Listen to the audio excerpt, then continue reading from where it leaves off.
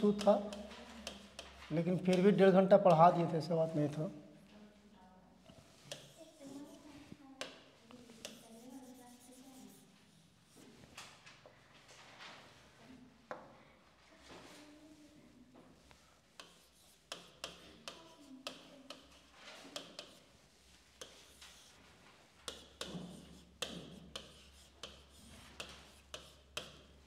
ठीक है, बजट में कुछ कुछ चीज़ें हम बताए थे कि एप्रोप्रिएशन बिल क्या है, वोट ऑन अकाउंट क्या है, ठीक है, उसके बाद मनी बिल क्या है, फाइनेंशियल बिल क्या है, फाइनेंशियल बिल कितना प्रकार का होता है, दोनों में अंतर क्या है, ठीक है, उसमें राष्ट्रपति के क्या उसमें रोल होता है ना, मनी बिल और फाइनेंशियल बिल में सारी चीज़ों को हम डिस्कस कर दिए थे।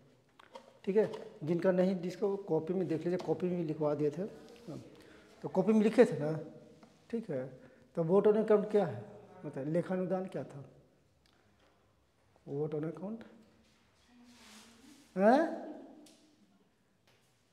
क्या था, क्या भूल गए, बस रोटी बेली होंगी, रोटियों के साथ बेला के तावा पर सेका गया होगा, है ना, सब बुद्धि उसी में घुस गई। ठीक है, रोटी बेलने के लिए आता है कि नहीं, रोटी बेलने आता है। अच्छा, बहुत लोग के पूछेगा रोटी तो रोटी क्या होता है सर, कैसे बनता है, किस चीज़ से बनता है ये गजब गजब लोग यहाँ इस धरती पर है ना, क्या बोलो। ठीक है, तो वोट ऑन अकाउंट क्या है बोलिए आप। हाँ ठीक है ना, तो एडवांस में धन राशि निकालने की ज़रूरत क्यों पड़ा, क्यों पड़ता था, हाँ बोलिए बोलिए, हाँ बोलिए ना, जो बोलना बोलिए। आकस्मिक निधि के लिए, मतलब अचानक से कोई आ जाता है, जैसे तो आकस्मिक निधि अलग से है ही नहीं, वो चीज़ नहीं बताए थे, हैं, हाँ वो अलग से है, आकस्मिक निधि वो अलग से है। हम बोले वोट ऑन अकाउंट क्या है, लेखानुदान जिसको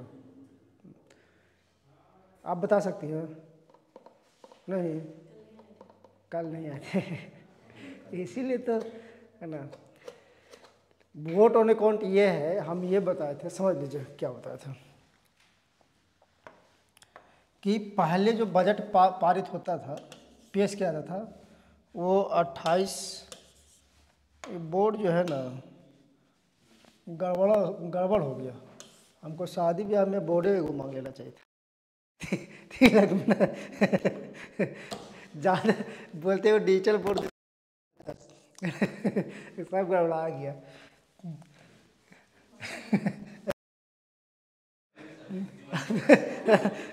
अब क्या मांगेंगे, अब नज़दीक हो गया, आपको मांगने का जरूरत है ना, पूछा गया था क्या क्या चाहिए, हम बोले कि हमको कुछ नहीं चाहिए, मेरे पास सब कुछ है, जो नहीं है ना जो नहीं है वो कोशिश करेंगे कि हम अपने से खरीद लें, है ना, लेकिन सब कुछ मेरे पास है।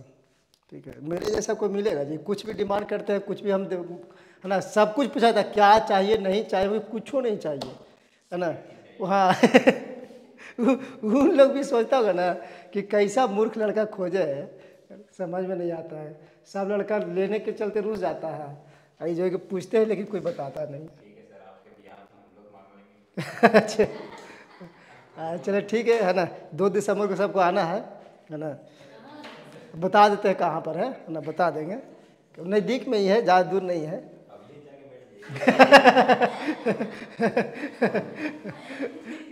है ना, है ना, नहीं तो अभी से चले जाइए, 2 दिसंबर के बाद आइएगा वहाँ से 3 दिसंबर को वहाँ से रिटर्निंग होगा, ठीक ना, हम बोल देंगे कि मेरा बारात जो है ना धीरे धीरे पहुँच रहा है लोग लोग ना धीरे धीरे पहुँच रहे हैं ना, बहुत दूर दूर से आ रहे हैं तो धीरे धीरे पहुँच रहे हैं, तो बारात आया तो हम अपना घर में कहाँ रखेंगे, जहाँ है वहाँ जगह हम अपने बात सही है।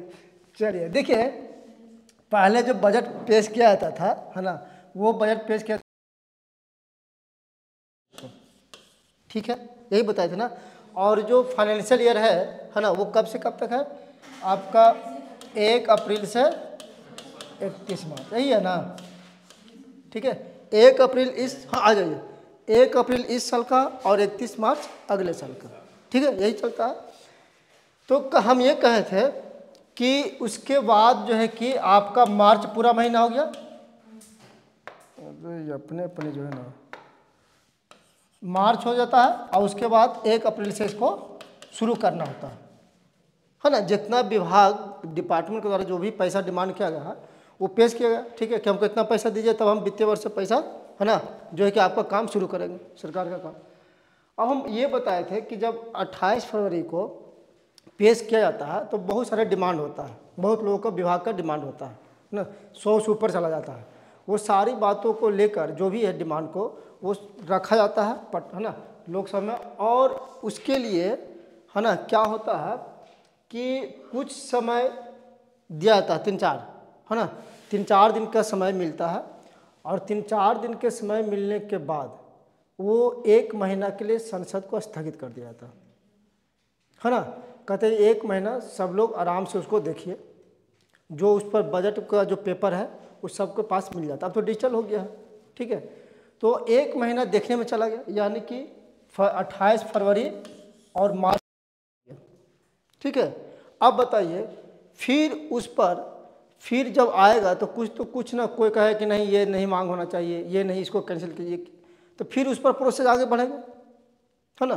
फिर उस पर प्रोसेस आगे बढ़ेगा और उस पर प्रोसेस आगे बढ़ते बढ़ते मालूम चला कि मार्च ख़त्म हो गया है ना, 1 महीना तो ऐसा ही छुट्टी है। अब मार्च के बाद जब खुलेगा तब सोचिए वित्तीय वर्ष उसको दिखाई देगा कि अब शुरू करना है। अब बताइए ये शुरू हो पाएगा? शुरू हो पाएगा? और एक चीज़ और बताए थे कि जितना प्रोसेस है वो 26 दिनों के अंदर है ना पूरा कर लेना चाहिए। ठीक है, ठीक है, जो भी डिमांड है वो 26 दिनों के अंदर पूरा करना है। अब ये बताइए ये पेश किया गया, 1 महीना छुट्टी हो गया, उसके बाद 26 दिन का प्रोसेस होगा कि 26 दिन के अंदर सब बातों को मान लेना है, तो 2 महीना से ही गायब हो गया, शुरू होगा। तो इसीलिए डिपार्टमेंट को पैसा नहीं मिलने के कारण है ना काम पिछड़ जाता था। मोदी जी आए तो कहे कि इसका क्या उपाय किया जाए। ठीक है, वही काम किया गया कि अभी 28 फरवरी को ना होकर है ना 1 फरवरी को बजट पेश किया, पूरा का पूरा महीना मिल गया। एक दिन है ना जो भी हो इसमें लगेगा समय, उसके बाद दो जो भी होगा उसके बाद छुट्टी हो जाएगा, स्थगित हो जाएगा। आप देखना देख लीजिए। तो मार्च तो है ना पूरा फरवरी मिल गया उसको देखने में। अब मार्च का समय बच जा रहा है उसके पास, तो मार्च में जो भी प्रस्ताव लाया गया है, जो भी चीज़ है मांग, उसको पूरा कर लिया जाएगा। और एक चीज़ और ध्यान दीजिएगा, एक चीज़ और बताए थे कि 26 दिन इसके लिए बहुत कम समय है। इतनी सारी डिमांड को देखने के लिए है ना, जो भी डिपार्टमेंट से आता है डिमांड, उसको 26 दिन में सब कुछ देखने के लिए बहुत कम समय है, नहीं है। मान ली 100 है, ठीक है, बताए थे कि 100 डिपार्टमेंट से आया है तो एक दिन भी लगेगा तो 100 दिन लग जाएगा। लेकिन हम ये बताए थे कि 26 दिन के अंदर में जो मेन है ना विभाग, उस पर है ना आदमी है ना नज़र दौड़ाता है कि क्या इसमें सुधार होना चाहिए, क्या नहीं होना, उन बातों पर है ना उनकी बातों को ध्यान रखा जाता है। बाकी छोटा छोटा जो विभाग है चाहे जो भी हो है ना, उन बातों को बाद में देखा जाता है। बाद में देखने का मतलब ये हुआ कि इन बातों को पहले पेश कर दिया था, मतलब कि जो भी है ना पास कर दिया जाता है मेन चीज़ों को, और बाकी जो बचा है वो लास्ट में 26वें दिन लास्ट में है ना ध्वनि मत से क्या होगा उसको पारित कर दिया जाता है। ठीक है, ध्वनि मत के बारे में बताए भी थे कि यस नो वाला देखिए जब संसद चलता है तो उसमें यस नो बोला जाता है ना, बोले यस तो यस, नो तो नो, ऐसा ही चलते रहता है। ठीक है, तो वही ध्वनि मत होता है। ठीक है, तो उससे जो है कि बाकी बचा हुआ जो भी है, जब मान लीजिए कि 100 था, 100 है ना 100 लोगों की तरफ से डिमांड था, 100 में मेन बातों पर देखा गया, 25 पर है ना 25 चीज़ों पर एकदम गौर से देखा गया कि क्या क्या है ना। अब बाकी जो 75 बचा तो इसको भी पास होगा तब ना पैसा मिलेगा डिपार्टमेंट को। ठीक है, तो इसको पास करने के लिए क्या करेगा, ध्वनि मत से पारित कर दिया जाता है। और इस ध्वनि मत को जो पारित किया जाता है इसको कहते हैं गिलोटिन प्रस्ताव। क्या कहते हैं?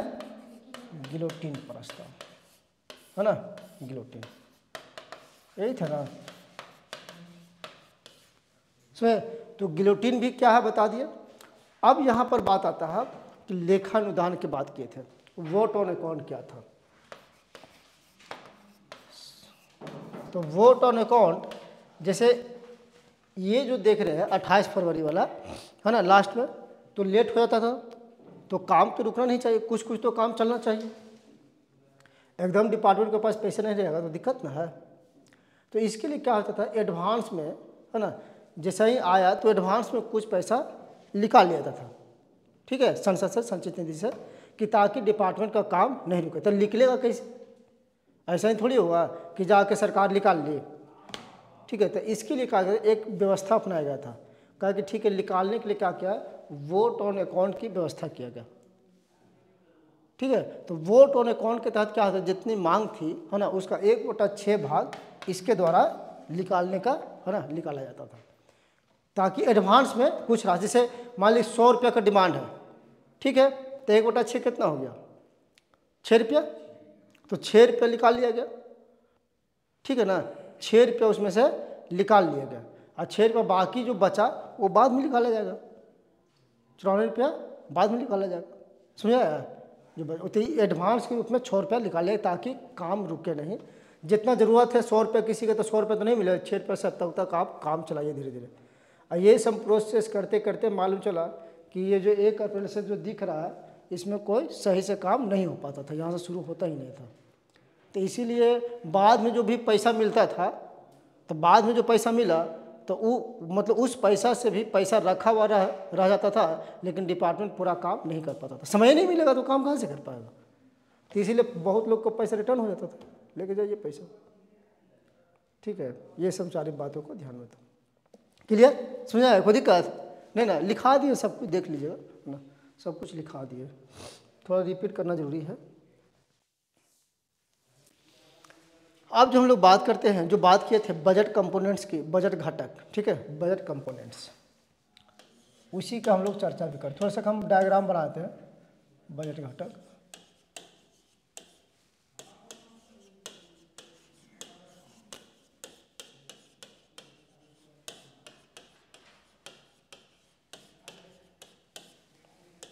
बजट कंपोनेंट,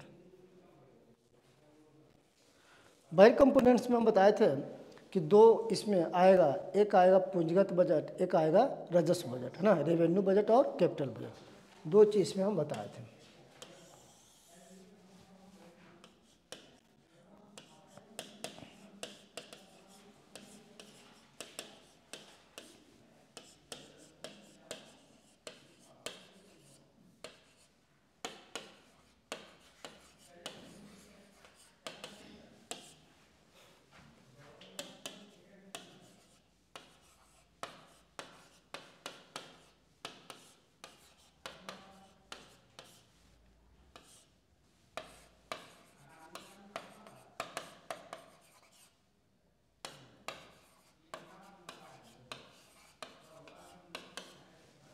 राजस्व बजट को भी 2 भागों में बांटे थे, एक राजस्व प्राप्तियां, एक पूंजीगत प्राप्तियां, है ना।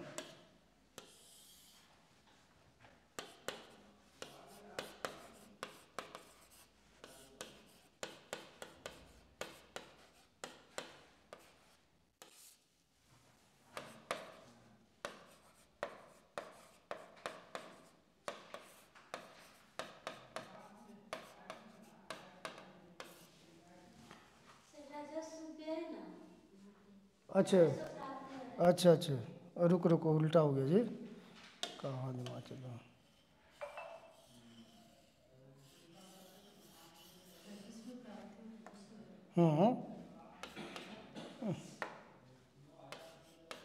राजस्व प्राप्ति और राजस्व,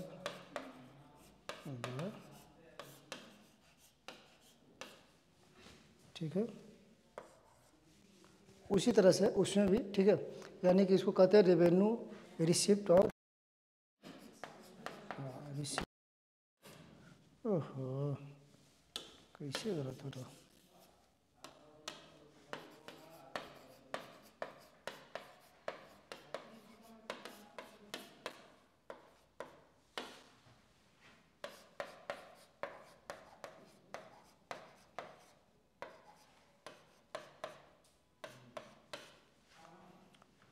और इसमें भी हम लोग प्राप्तियां में भी 2 प्रकार के देखे थे, एक कर राजस्व प्राप्तियां, एक गैर कर राजस्व प्राप्तियां।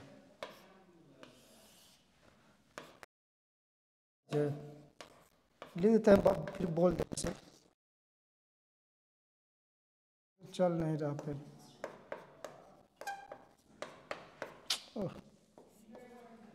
और गैर करज प्राप्त, यानी कि राजस्व प्राप्तियों को दो भागों में बांटिएगा। एक होता है आपका टैक्स रेवेन्यू रिसिप्ट, एक होता है नॉन टैक्स रेवेन्यू रिसिप्ट, ठीक है। उसी तरह से पूंजीगत प्राप्तियाँ, पूंजीगत व्यय, पूंजीगत प्राप्तियाँ, पूंजीगत व्यय।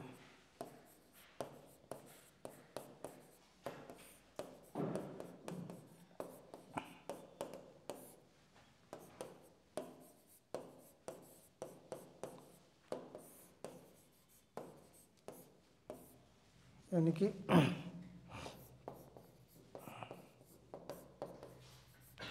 कैपिटल रिसिप्ट,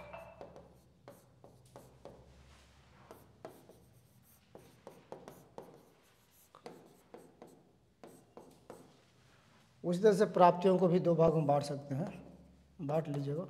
जैसे यहाँ पर था वैसे वहाँ पर भी ऋण पूंजीगत प्राप्तियाँ और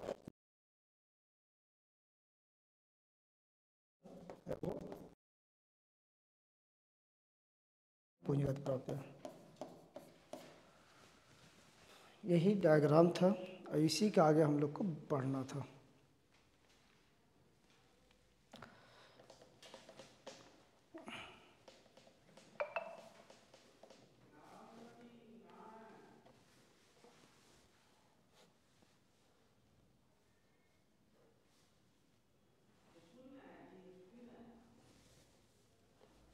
यहाँ से ऑनलाइन शुरू हो गया है, ठीक है ना। अब आप लोग के लिए यहाँ पर कोई रहेंगे तो ऑफलाइन तो अभी बैच नहीं स्टार्ट होगा, लेकिन होने वाला है जल्दी। एससी सचिवालय वगैरह दरोगा के लिए, सब के लिए।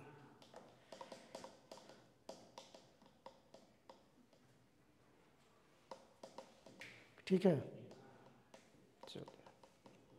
अब इसी में हम लोग पढ़ना है कि राजस्व प्राप्ति किसको कहेंगे, राजस्व व्यय किसको कहेंगे, पूंजीगत प्राप्ति और पूंजीगत व्यय किसको कहेंगे। थोड़ा सा हम शॉर्ट में बताते हैं, शॉर्ट में मतलब कि शॉर्ट में पहले बताते हैं, उसके बाद डिटेल में बताएंगे, ठीक है। इस चीज़ को थोड़ा सा ध्यान में रखिएगा, ठीक है।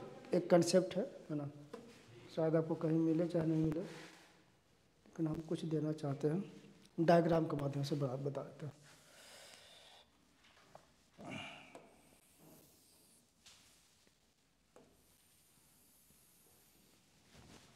यहाँ पर लायबिलिटी लिख लीजिएगा,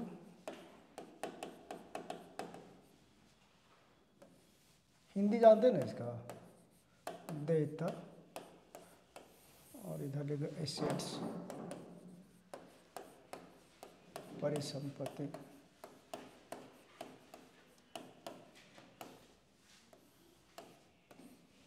इसको बार बार देखना पड़ेगा, प्लान ही बता देते हैं, जहाँ छोड़े बहुत कंफ्यूज होगा, ठीक है। क्या क्या था, राजस्व प्राप्ति और राजस्व व्यय, है ना।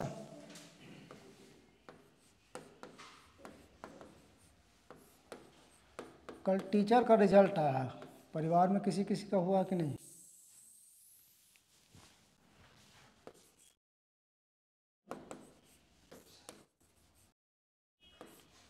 नहीं,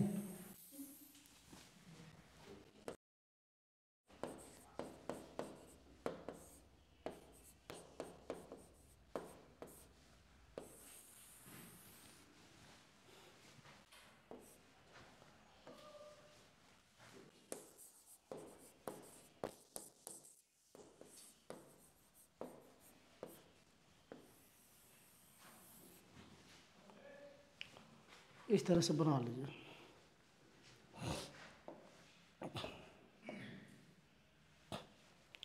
हमको अगर बच्चा लोग को कह देना पढ़ाने के लिए 1 लाख रुपये महीना दे रहे तो हम नहीं पढ़ाएंगे।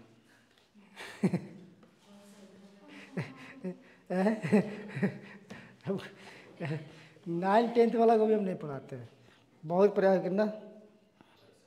घर में कितना लोग बुलाया कंपटीशन वालों को पढ़ाने के लिए, लेकिन गजब गजब आदमी है। अरे भाई, आदमी कोचिंग में जाएगा कहीं पढ़ेगा तो अलग बात है ना, अब घर में उसको हम स्पेशल ना पढ़ाने जाए। बहुत बार रिक्वेस्ट होगी ना, समय हम ना पढ़ेबे नहीं करते। घर में कौन जाएगा, पढ़ाने वाला भी ना एकदम क्या बोरिंग हो जाएगा उसको। बच्चा लोग को पढ़ाना जानते हैं बहुत टफ काम है। सही बताते हैं। बहुत टफ काम है बच्चा लोग को पढ़ाना।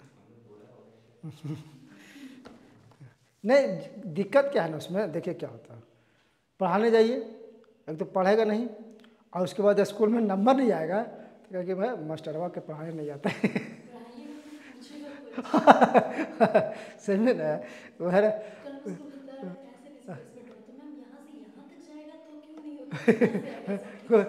मतलब इतना वो सोचने लगेगा ना जैसे कोई हिसाब नहीं, तो लग रहा कि मेरा टीचर यही बना हुआ है।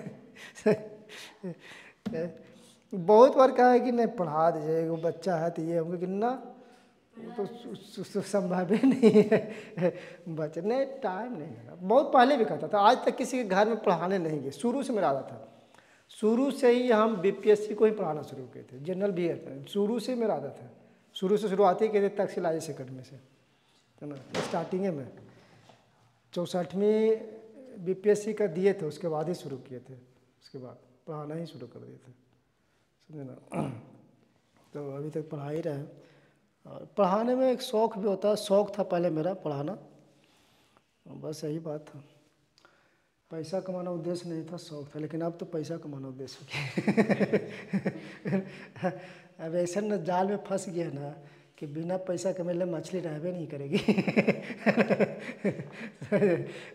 दिक्कत ये है, ठीक है,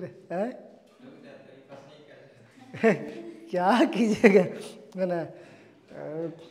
होता नहीं है कि कभी कभी अगर आप समाज में रहते हैं, परिवार में रहते हैं, तो बहुत का बात ध्यान रखा, है ना। नहीं, परेशान भी हो गए थे जब संडे आता था ना, तो हमको टेंशन था कि कोई ना कोई ज़रूर घर पर आएगा, तो पहले ही से इन्फॉर्मेशन कि संडे को कहीं नहीं जाना है। ठीक है ना, तो कोई ना कोई टपक जाता था, हम बहुत परेशान हो जाते थे। हम मतलब कभी कभी झूठ भी बोलना पड़ता था कि संडे को फुर्सत नहीं, क्लास लेने जाना है। नहीं। तो हम बहुत परेशान हो गए थे, बहुत परेशान, है ना। लास्ट में, है ना, लास्ट में जो यहाँ पर जो शादी ठीक हुआ तो इसमें भी हम कहे कि देखो, जा तो रहा है सब लोग देखने के लिए, लेकिन कोई त्रुटि लड़की में नहीं निकालेगा। ठीक है ना, अरे 100% जो है ना ठीक करके आना, है ना। इसमें कोई ये नहीं कहना कि नहीं हमको बहुत हम परेशान हो गए, कहा है अभी, कहा है नहीं, वो बाद में बतावेंगे हो जाने के बाद। बहुत परेशान सब कर दिया था। चलिए कोई बात नहीं, थोड़ा सा ज़्यादा डिस्टर्ब आदमी हो जाता है इस सबसे, है ना। बार बार एक ही चीज़ के पीछे कोई लगा हुआ है, पूरा परिवार मिल के, तो आदमी डिस्टर्ब हो जाता है ना। उसके मनोकामनाओं को पूरा कर देना चाहिए। अपनी मनोकामना पूरा, इच्छा पूरा हो चलिए, लेकिन परिवार को मनोकामना पूरा कर देते, कहीं नहीं, लड़का समझदार था, सब परिवार के बात मानता है, बड़ा लोग का आदर करता है। लड़का कौन गड्ढा में गिर रहा वो पता नहीं है। निकले है कि नहीं निकले उस गड्ढा से, समझे क्या। गिर तो गए, अब क्या है, वो तो है ना, जब से वो ठीक ठिकाना हुआ ना तभी से गिर गए, है ना। ससुराल वाले अलगे परेशान है ना, कि बात नहीं करते कोई दिन, तो हमको बुलाया गया कि फ़ोन काहे नहीं करते, उन लोग को लाए कि कहीं और व्यवस्था है क्या। हम बोले कि जो सोच है उस सोच को में रखिए, है ना। मजबूरी बस हमको बात करना पड़ा, है ना। अब दिन भर अपने थके हुए रहते हैं, अब बात कहाँ से हो पाएगा। अब अगला आदमी को चाहिए टाइम पर ना, पूरा ससुराल वाला मिल के रात में बात करेगा, है ना। जितना है ना 2 बजे रात में, तो 1 बजे रात में, अब क्या करें, मजबूरी होता है ना। पूरा, हाँ, जितना है, जैसे उन लोग क्या है, घर वाला सब दिन भर, जितना घर के आदमी ना सब दिन भर रहेगा कहाँ, लाइब्रेरी में रहेगा, ठीक है, जो भी सब लोग हैं बाकी, और सब घर का सदस्य भी लोग जॉब वॉब करते थे, दिन भर किसी को फुर्सत, और रात में हमको सब परेशान करेगा, है ना। और नहीं बात कीजिएगा तो अलगे परेशान है ना। तो चलिए कोई बात नहीं। परेशानी, हाँ, आप समझ गए, हम समझते हैं कि आदमी जो है ना, भले ऊपर से हंसता है सबके सामने, लेकिन अंदर से क्या उसको तकलीफ होता है, आज हमको समझ में आ रहा है। कि अंदर से क्या तकलीफ वो झेलता है। राजस्व प्राप्ति देखिए किसको कहते हैं, है ना। इसमें थोड़ा सा ध्यान रखिए, टेक्निकल चीज़ है, ठीक है, टेक्निकल वर्ड है। राजस्व प्राप्ति किसको कहते हैं।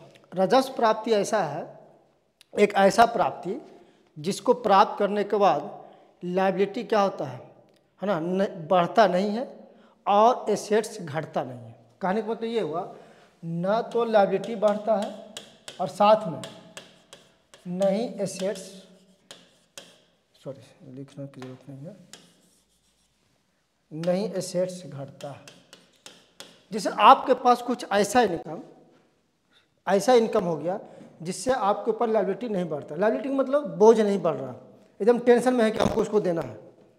और दूसरी बात, जिस चीज़ से प्राप्त हुआ है ना, उससे आपको एसेट्स भी नहीं घट रहा।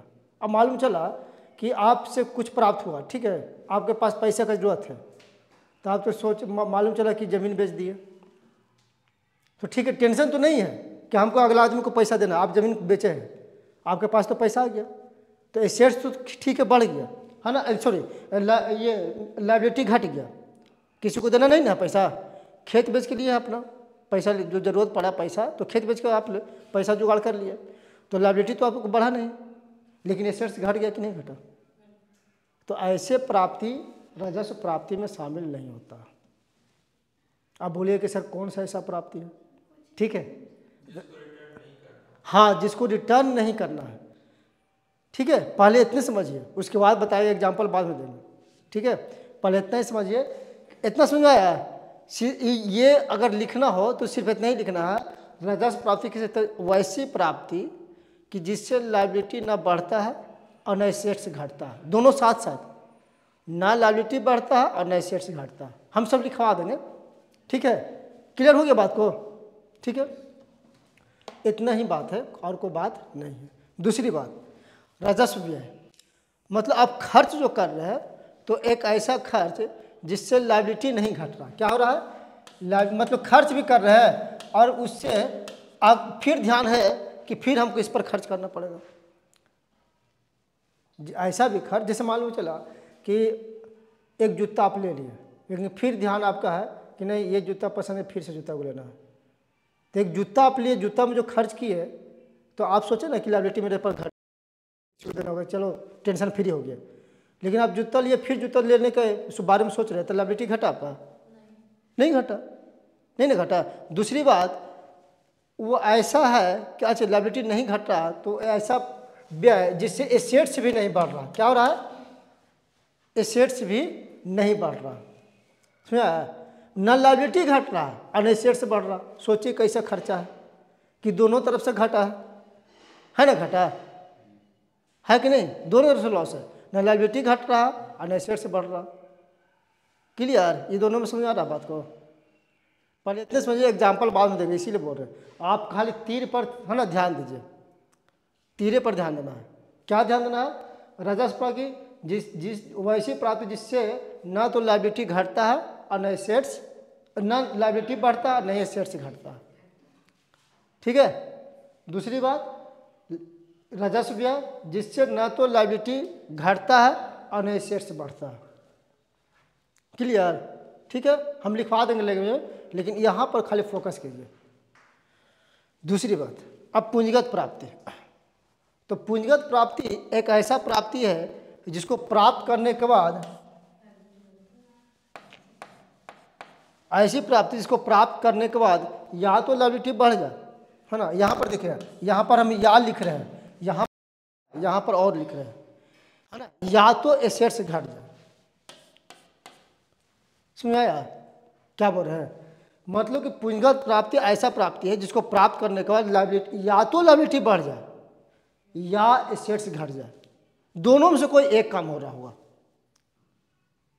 ठीक है। या तो आपकी लायबिलिटी बढ़ गया, जैसे मतलब किसी से प्राप्त किया तो हो सकता है आपको उसको देना होगा, तो लायबिलिटी बढ़ गई कि नहीं बढ़ गया, है ना। नहीं तो ऐसा भी हो सकता है कि आप प्राप्त किए हैं तो एसेट्स घट गया होगा, किसी चीज़ को बेच को आप प्राप्त किए होंगे तो आपका एसेट्स घट गया, तो दोनों में से एक काम जब हो रहा होगा, है ना, दोनों में से एक काम हो रहा होगा तो ये क्या होगा, पूंजीगत प्राप्ति। यहाँ दोनों साथ साथ, है ना, यहाँ दोनों साथ साथ और यहाँ दोनों में से कोई एक,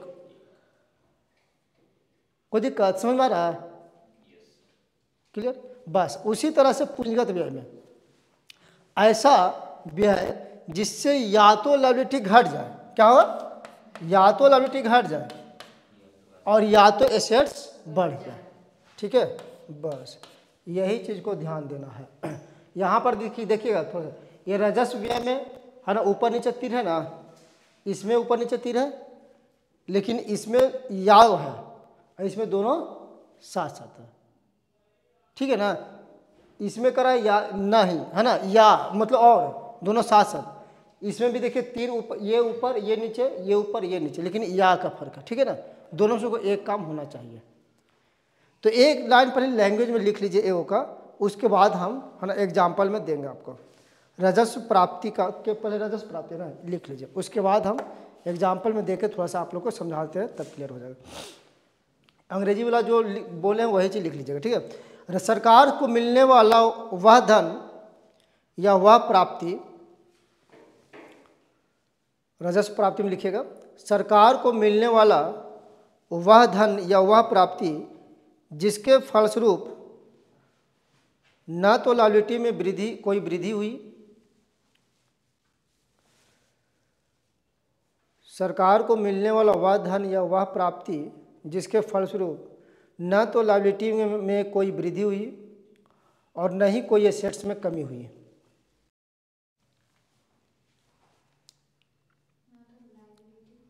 में कोई वृद्धि हुई और न ही कोई एसेट्स में कमी हुई।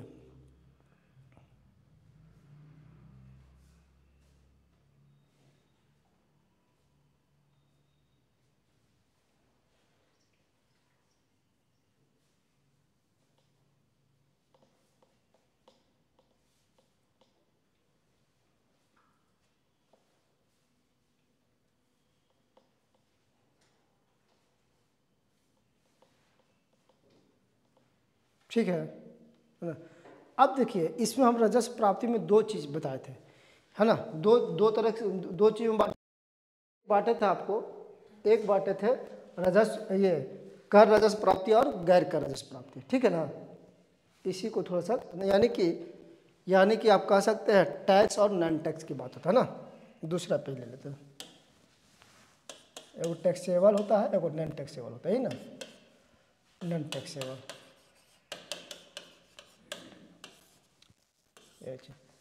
अब समझ में आ गया होगा कि ऐसा प्राप्ति जिसके फलस्वरूप न तो लायबिलिटी में वृद्धि होता है और न ही कोई एसेट्स में कमी होता है। तो सरकार को कौन सा प्राप्ति होगा? Income tax. इनकम टैक्स से सरकार को कोई लायबिलिटी वृद्धि होती है, एसेट्स में कोई कमी होता है और एसेट्स बढ़ जाता है ना। और उसको ऐसा नहीं है कि टैक्स के बारे में पढ़ाएंगे तो बताएंगे कि टैक्स है क्या। अगर टैक्स के बारे में बोल दे कि टैक्स क्या है, कोई भी इनकम का कोई कुछ परसेंट जो कि गवर्नमेंट लेती है। नहीं, वो तो टैक्स एक ऐसा है चीज़ कि जो आप दे रहे हैं ना, तो उससे कोई उम्मीद नहीं रखिए कि हमको कोई सरकार देगी, है ना। रिटर्निंग का उम्मीद नहीं है कि हम दे रहे हैं तो सरकार हमको देगी ही देगी। सही बात है ना, लेकिन आपको देना है, यही टैक्स है। तो यहाँ वही बात है कि अगर टैक्स अगर सरकार को देते हैं तो लायबिलिटी है सरकार, ये सरकार का नहीं ऊपर है कि आप दिए हैं तो आपको सरकार कुछ देगी ही देगी। ये हो सकता है कि आपके पैसा से किसी और को कुछ दे सकते हैं, लेकिन ये उम्मीद नहीं रखिए कि आप ही को मिलेगा, है ना। तो इनकम टैक्स एग्जाम्पल लिख सकते हैं। इनकम टैक्स,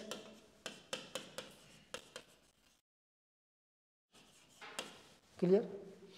कॉर्पोरेट टैक्स, निगम टैक्स, है ना। कॉर्पोरेट टैक्स,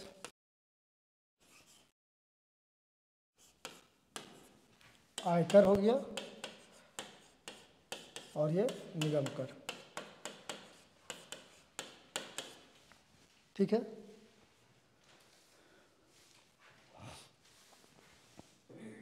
कोई दिक्कत है यहाँ पर? नहीं ना, दिक्कत नहीं करना चाहिए, क्योंकि यहाँ से पूछ देगा, है ना। निम्नलिखित में से कौन सा राजस्व प्राप्ति है, क्या है, ये सब चीज़ पूछ देगा।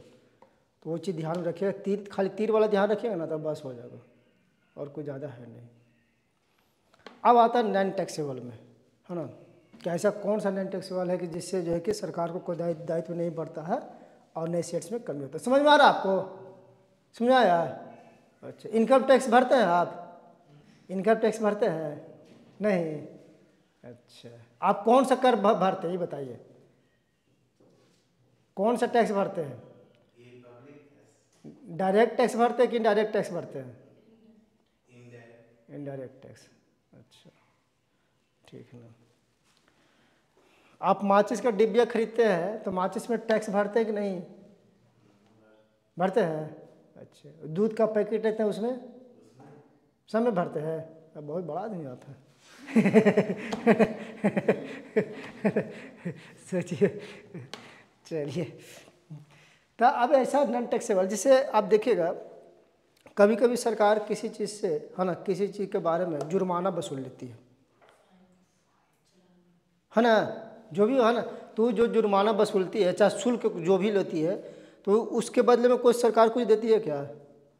कि ले भाई आज तुम्हारा हेलमेट नहीं था, जुर्माना लिए है तो हेलमेट को दे देते हैं, ऐसा होता है क्या? नहीं ना, वही बात है। तो ये जुर्माना भी लिख सकते हैं, कोई शुल्क वसूलता है वो भी लिख सकते हैं, है ना, फी वगैरह जो भी कहिए, है ना, शुल्क। जुर्माना का अंग्रेजी क्या होता है जी? दंड का, ये क्या लिख सकते हैं? हाँ, जो लिखिए, हाँ हाँ, पेनाल्टी, जो भी समझिए, है ना। दूसरी बात कि अगर आप कहीं पर ब्याज पर पैसा दिए हैं, ठीक है, कहीं पर किसी को पैसा दिए, अगर उससे प्राप्ति हो रहा, तो उस प्राप्ति जो हो रहा तो क्या उससे कोई दिक्कत है आपको? लायबिलिटी बढ़ रहा? नहीं ना, तो ब्याज प्राप्ति लिख सकते हैं। ये हो सकता है ना, ब्याज प्राप्ति लिख सकते हैं। एसेट्स में कमी भी नहीं हो रहा।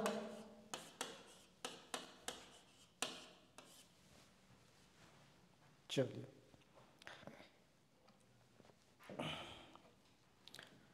एक और चीज़ देखिए, मुद्रा एवं डाक टिकट को छापने से प्राप्त है। मुद्रा एवं डाक टिकट, डाक टिकट आप खरीदते होंगे, खरीदते हैं ना, तो खरीदते तो सरकार को पैसा जाता है, सरकार को पैसा जाता है, तो सरकार को जो पैसा जा रहा तो उसमें तो कुछ ना कुछ उसको प्रॉफिट हो रहा है, कुछ तनी मनी चार्ज लगता है। जैसे अब मुद्रा है, पैसा जो है आपके पास आ गया, तो उसमें सरकार को कितना खर्च होता होगा? सबको बना हुआ कि 500 के नोट पर 17 रुपये कुछ ऐसा ही खर्चा होता है, बाकी तो सब उसको फ़ायदा है ना। ऐसा तो नहीं कि 17 रुपये लगा है तो उसका जो 500 का नोट का वैल्यू है वो 17 रुपया है। सरकार आपसे कितना ले रही है? 17 रुपये के बदले 500 रुपये ले। समझा रहा बात को ना।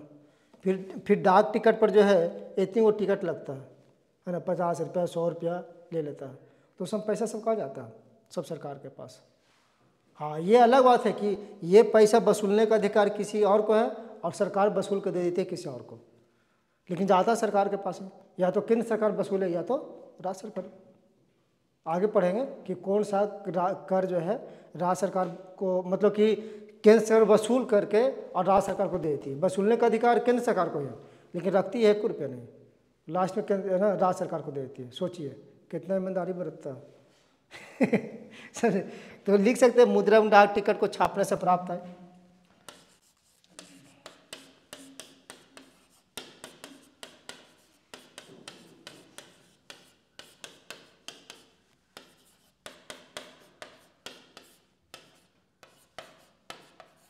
डाक टिकट के छापने से प्राप्त है। अब एक और लास्ट है, ठीक है, वो बताते हैं थोड़ा सा वो भी है टेक्निकल, ये शायद आप लोग वर्ड कभी नहीं सुने होंगे। एक वर्ड है एस-चिट, अंग्रेजी में भी लिखते हैं।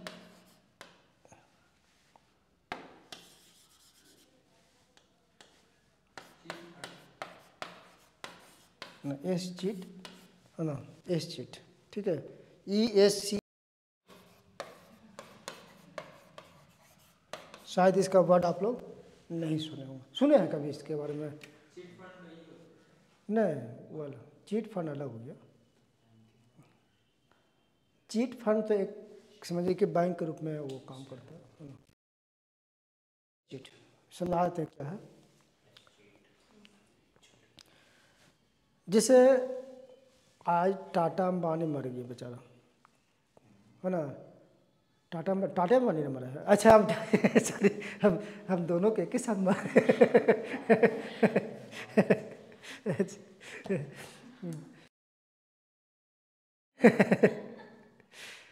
टाटा जी के चले गए, है ना, क्या नाम था उनका? रतन टाटा जी, ठीक है, चले गए। उनकी कोई है संतान? कोई नहीं है। कोई है? नहीं है। उनकी पूरी की पूरी संपत्ति है ना डोनेट कर दी है, पहले ही कर चुके हैं, जो सरकार को दे चुके हैं। कभी कभी ऐसा भी होता है कि कोई आपके पास संपत्ति हो, चाहे मेरे पास संपत्ति जो भी हो, हम बिना जो मेरे पास संपत्ति था उसको बिना किसी को डोनेट किए हुए, किसी को बिना दिए हुए चल बसे, तो वो जो संपत्ति है ना, तो ऐसे संपत्ति पर सरकार का अधिकार हो जाता है। समझे? ऐसे संपत्ति पर सरकार का, हम लोग आप लोग का संपत्ति सरकार को क्या पता, वो सब ध्यान नहीं लगता। अब 1 कट्ठा 2 कट्ठा खेत पर क्या करने जाए। जो किंग्स होते हैं, जो कि जिनका साम्राज्य खत्म, हाँ हाँ हाँ हाँ, ठीक है, हाँ वही सब। तो जो भी हो है ना, जो बड़े बड़े संपत्ति है ना, वो हम लोग को संपत्ति लेके क्या करेंगे? कोई जानता है कि क्या देंगे बेचारा के? कुछ रहता नहीं है। अगर सरकार आएगा भी लेने के लिए तो मालूम पता ही चला कि है ना 10 का मर्डर हो जाए, कहे लगा संपत्ति लेने के चक्कर में भाई भाई में तो कौन कौन सब है ना, सब गोली बंदूक सब चल गया, और सरकार उसमें उलझने जाएगा। नहीं उलझने जाएगा, क्योंकि तुम भी आओ तो देख ही लेते हो। है ना? तो यही बात होता है। तो ऐसा ही संपत्ति कि जो मरने से पहले किसी को अधिकार उस पर नहीं देके गया है, ऐसा संपत्ति सरकार अपने कब्जा में ले लेती है, और ऐसे ही संपत्ति को एस्टेट कहा जाता है। समझ आ गया?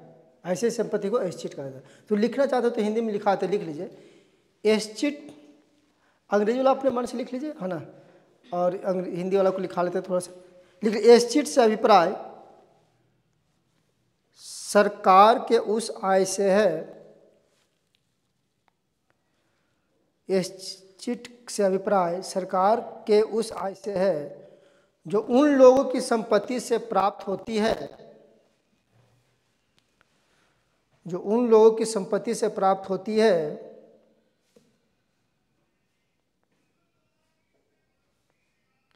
जिनमें मृत्यु बिना किसी कानूनी उत्तराधिकार को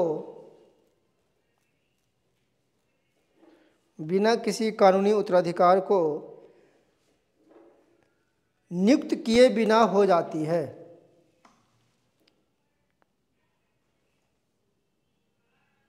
जिनमें जिनकी मृत्यु लिख ले, जिनकी मृत्यु है ना, जिनमें लिखना अच्छा नहीं लगा, जिनकी मृत्यु बिना किसी कानूनी उत्तराधिकार को नियुक्त किए बिना मृत्यु हो जाती है,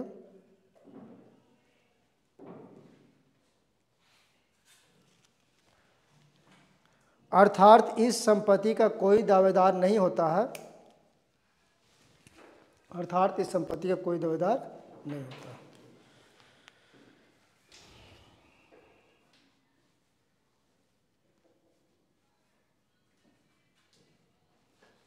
ठीक है? तो सीधा सीधे पूछेगा कि इनकम टैक्स कैसा पड़ा, है ना, तो क्या है? रेवेन्यू रिसिप्ट्स, ठीक है ना, ब्याज प्राप्ति, जुर्माना वगैरह। कभी कभी यहाँ से प्रश्न पूछ लिया जाता है, ठीक ना, कि बोल दे कि जुर्माना निम्नलिखित में से है, क्या है? राजस्व व्यय, राजस्व प्राप्ति, है ना, या पूंजीगत प्राप्ति, इस तरह से है ना आपको क्वेश्चन पूछ लेगा। तो खाली ध्यान रखना है, यही तीर वाला जो बताए थे ना, तीर वाला ध्यान होना, बार उसको देखिए बताते हैं कैसे याद करिए। जैसे एक बार माइंड में याद कर लिए, उसके बाद अपने से डायग्राम बना के कॉपी पर 2-3 बार कीजिएगा ना तो फिक्स हो जाएगा कि कैसे क्या है याद। ऐसे बार बार याद कीजिए तो भूल जाइएगा, निश्चित है। वो देखने में लग रहा है छोटा, वो बहुत बड़ा चीज़ है ना, वो बहुत बड़ा चीज़ है, ठीक है। ये जुगाड़ हम ही किए हैं, ठीक है, ये जुगाड़ हम ही किए। हम खुद भूल जाते हैं, सही सच्चाई बताते हैं, हम खुद भूल जाते हैं। हम मेरे पीछे भूलने का कारण है कि कई सब्जेक्ट को कवर करना पड़ता है, भूल जाते हैं, है ना। अभी यहाँ इकोनॉमी पढ़ा रहे हैं, अब वहाँ जाएंगे तो ज्योग्राफी पढ़ाएंगे, फिर हिस्ट्री पढ़ाएगा, तो ये सब भूल जाते हैं। तो भूल जाते हैं कभी कभी क्या होता नहीं होता। कभी कभी तो ये होता है ना कि रेगुलर आप पढ़ा रहे जो भी कुछ है ना, एकदम जीवन में कभी नहीं भूलिएगा, लेकिन अचानक से कभी कभी माइंड से गायब हो जाता है ना। तो ऐसे होता है, सबके साथ होता है, ऐसा नहीं होता कि सबके साथ ये सब चीज़ होता। तो ऐसा नहीं सोचना चाहिए कि आप लोग बहुत कमज़ोर होते हैं कि सर हम भूल गए, ये हो गया। मानव है ही, मानव का ये सब लिखा हुआ है कि जो याद किए हैं वो कभी ना कभी भूलिएगा, निश्चित है कि भूल जाइएगा, निश्चित है कि बोलना। अब लिखिए राजस्व व्यय, रेवेन्यू एक्सपेंडिचर। जैसे पहलका को राजस्व प्राप्ति को लिखा है ना, बस उसी लैंग्वेज में राजस्व व्यय को भी लिख लीजिएगा कि राजस्व व्यय एक ऐसा व्यय है, राजस्व व्यय एक ऐसा व्यय है जिनसे सरकार द्वारा जिससे सरकार द्वारा न तो परिसंपत्तियों का सृजन होता, मतलब कि वृद्धि होता है, जिससे सरकार द्वारा न तो परिसंपत्तियों का सृजन होता है और न ही लायबिलिटी में कमी आती है। सृजन होता है मतलब बढ़ोतरी होती है और न ही लायबिलिटी में कमी होती है।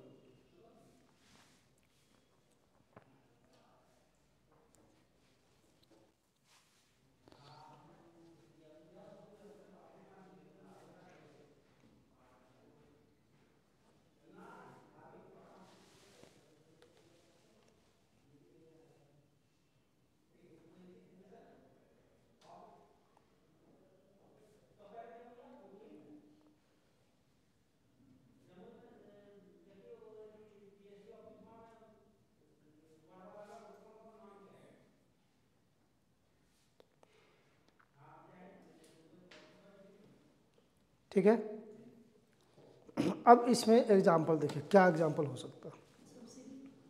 बिल्कुल सब्सिडी लिख लीजिए, सब्सिडी सही बात है, सब्सिडी लिख लीजिए।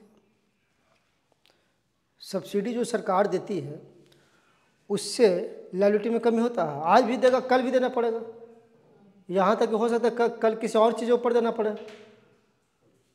है ना। सब्सिडी कहीं ना कहीं देते रहता है। पहले सिलेंडर में कितना सब्सिडी मिलता था, अब धीरे धीरे कम होते जा रहा है ना। कम होने के पीछे कारण है कि कोरोना काल में इतना ना सिलेंडर फ्री में बांटा है, तो उसका भरपाई कहाँ से करेगा। क्या कोरोना काल में काम किया है सरकार, ऐसा बात नहीं है, बहुत काम किया है ना। लेकिन कोरोना के टाइम में जो झोपड़पट्टी वाला लोग है ना, खाना देख के खाता था कि केकर पैकेट में क्या है समझे। अब देखे है ना, किसका पैकेट में क्या है, वहीं पर लाइन लगता था, पहले देख लेता था कि क्या है नहीं है, तो बढ़िया बढ़िया खाना रहता था। क्योंकि खाना जैसे अब पंजाबी लोग दे दिया खाना, पंजाबी लोग राजमा चावल आराम से बना के दे दिया। इधर का आदमी गया तो रोटी बेचारा बांट रहा था, रोटी कहाँ लेगा, है ना। बेचारा का रोटी सब्जी पसंद है, लेकिन उसका देख रहा है कि चलो बढ़िया है, कुछ और पूरी सब्जी मिल रहा तो वो मिल रहा, तो ये सब चीज़ देख के खाता था वो लोग। तो यही सब कहा जाता है। तो देखिए सब्सिडी कहा जाए तो आपको गैस सिलेंडर पर या तो कहीं और भी जगह, बहुत जगह ऐसा है कि सब्सिडी आपको मिल जाती होगी, है ना। लेकिन उससे सरकार को कोई एसेट्स प्राप्ति हो रहा है क्या, एसेट्स बन रहा है नहीं बन रहा, और लायबिलिटी घट रहा है। ऐसा नहीं कि आज दे रहा है तो कल नहीं देगा, देना ही देना है। भले हो सकता आपको नहीं मिले, लेकिन ज़रूर किसी न किसी को ज़रूर मिलेगा।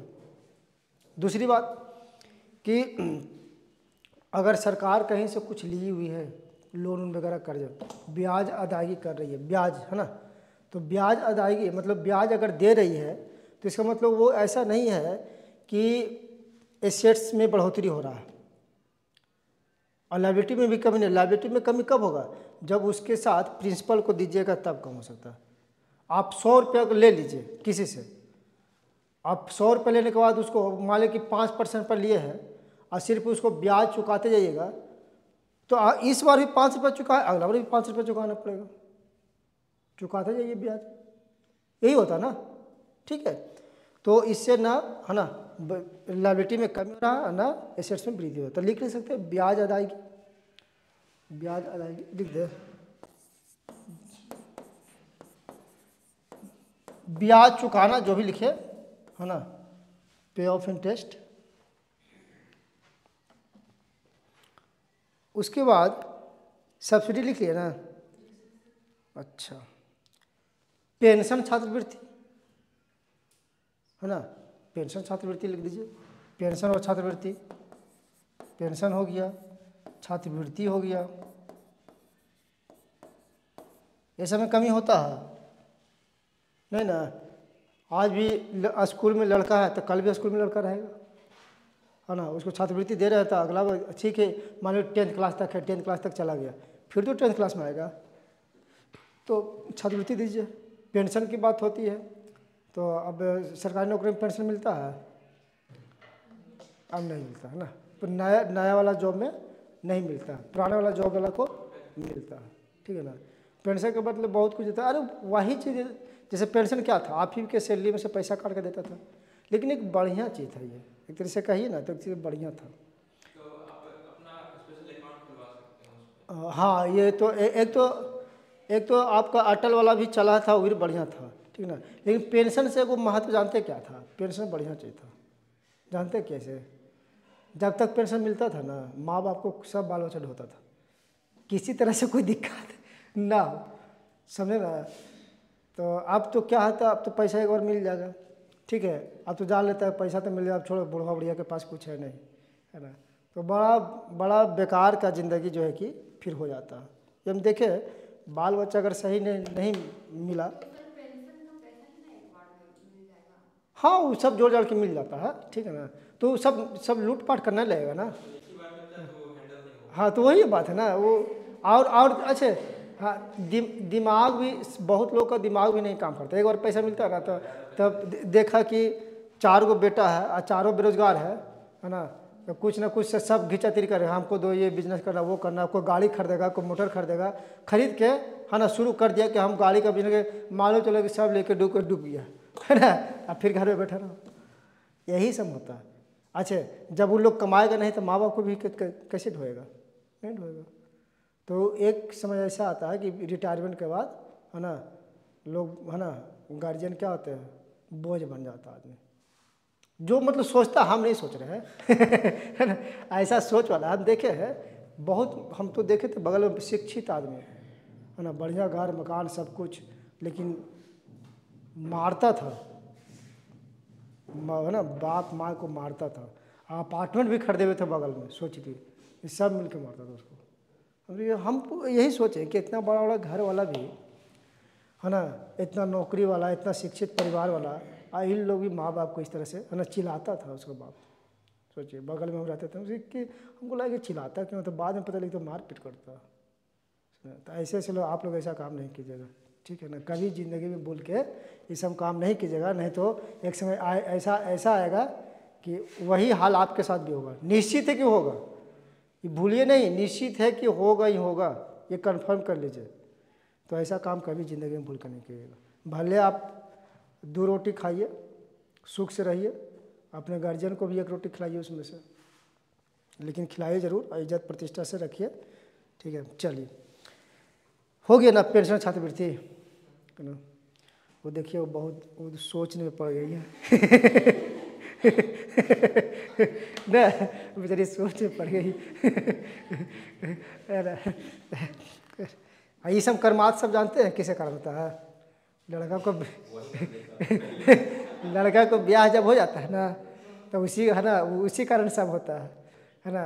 लड़का हाँ लड़का उस चंगुल में पड़ जाता है, कहते बात मानो नहीं तो सोचो क्या होगा, है ना। तुम तो पिटेबे करेगा, तुम्हारा माँ बाप को ही मारेंगे, अब केसो जाके कर देंगे। बेचारा क्या करे, बेचारा सोचते रहता है क्या करे नहीं करे। तो जाते के साथ घर, है ना, जाते के साथ घर को फोड़ना नहीं है, ठीक है ना, कि जाते के साथ घर को एकदम तितर बितर कर दिए एक घर में 4 दीवार है ना जोड़ दिया है ना, वो सब दिक्कत। परिवार मिलजुल कर रहता है ना। हमको तो अपना ही घर बचाना है, उल्टा टेंशन है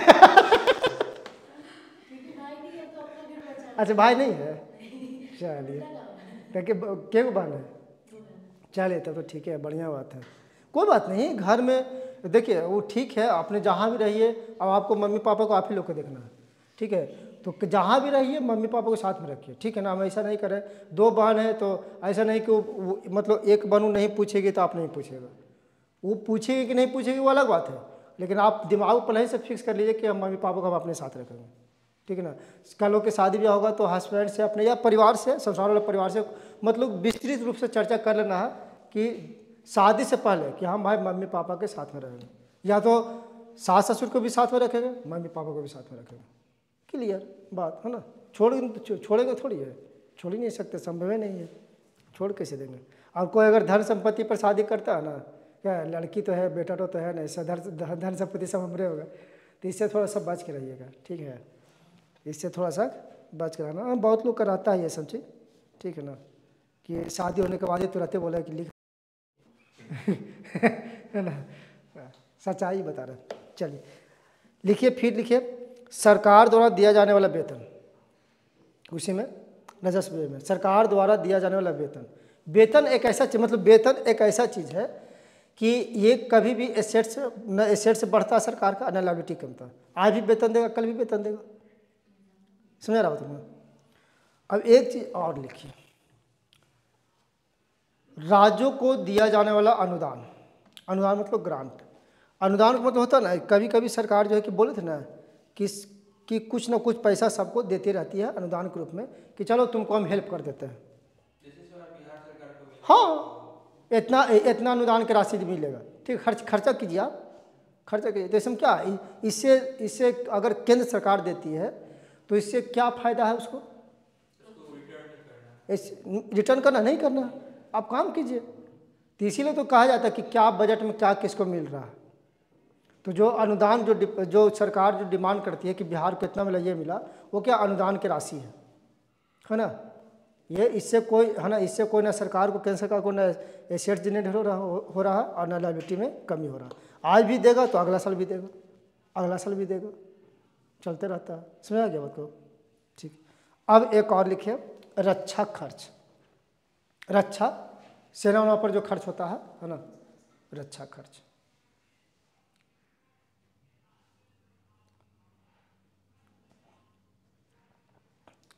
अब देखिए, रक्षा खर्च में भी दो तरह के खर्च होता है। एक होता है फिक्स वाला होता है ना, कि कुछ सामान तोप उप खरीद लिए, चलो हो गया, कुछ मिसाल वगैरह है ना, चलो कोई नहीं। एक खर्च होता है कि डेली वाला पर, खाना खुराकी ये सब खर्च है ना। तो जो डेली वाला खर्च होता है, प्रतिदिन वाला खर्च, जो जरूरी की खर्चे होती है, वही चीज़ इसमें शामिल होता है। तो लिख लीजिएगा, जरूरी खर्चे या प्रतिदिन वाले खर्च है ना, जरूरी खर्च या प्रतिदिन वाला खर्च, खाना पीना, डेली गोली है ना, छूट रहा, ये हो रहा, वो हो रहा, ये सारी बातों को इसमें रखा जाता है।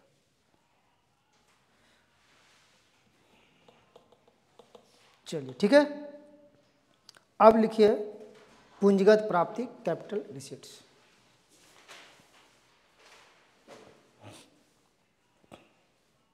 समझ में आ रहा ना बात को, पूरा क्लियर है ना पूरा, ठीक। बाकी क्वेश्चन बनाइएगा तो थोड़ा थोड़ा क्लियर हो जाएगा, ठीक है। ज्योग्राफी में क्या क्या चला आप लोग का, इंडियन ज्योग्राफी खत्म हो गया ना, चलिए ठीक। वर्ल्ड ज्योग्राफी चल रहा है, वर्ल्ड ज्योग्राफी, अच्छा क्या हुआ, नहीं चल रहा है। वर्ल्ड ज्योग्राफी खत्म हो गया, अभी बिहार चल रहा है। वर्ल्ड ज्योग्राफी, इंडियन ज्योग्राफी खत्म हो गया, अभी बिहार, और फिर इम्पोर्टेंट सब्जेक्ट जो चीज़। चलो ठीक है, बढ़िया बात है। मैप का अध्ययन करते रहिएगा, ठीक है ना, मैप का सहारा लेते रहिएगा। मैप से बहुत सारे वर्ल्ड ज्योग्राफी के इसमें अगर कहा जाए तो मैप से है ना क्वेश्चन ज़्यादा पूछ लेता है मैप से ना। तो मैप ये भी ध्यान देना है कि कौन सा देश कितने राज्यों है ना, कितने देशों से लगता है, अदर कंट्री वाला, ठीक है ना। हाँ, लैंडलॉर्ड कंट्री कौन सा है, ठीक है, कोस्टल वाला कंट्री कौन कौन सा है, ये सब सारी बातों को ध्यान रखें। अब मालूम चलो बोल दे कि बताइए फिलीपींस के आसपास कौन कौन सा देश है ना, कहाँ पे है, ठीक है, ये सब सारी बातों को थोड़ा सा ध्यान रखिएगा। ये सब चीज़ पूछ दिया जाता है, खास करके आप देखिएगा तो अफ्रीका वाला से पूछ देगा महादेश है ना, और यूरोप वाला से पूछ देगा। ये चीज़ थोड़ा सा ध्यान रखिएगा ना, इसमें बहुत सारा देश हो जाता है ना, बहुत सारा देश है तो यहाँ से पूछ देगा, ठीक है। बोल देगा कि अफ्रीका महादेश में सबसे बड़ा कंट्री कौन है, इस तरह से पूछ देगा है ना। फिर इसका आसपास कौन कौन सा देश है, ठीक है, ये सब चीज़ थोड़ा ध्यान रखें। चलिए कैपिटल रिसिप्ट लिखिए, वही चीज़ के लिखिए जो तीर वाला था, उसी हिसाब से लिख लीजिए। पूंजीगत प्राप्तियों से आशय सरकार की उन प्राप्तियों से है पूंजीगत प्राप्तियों से आशय सरकार की उन प्राप्तियों से है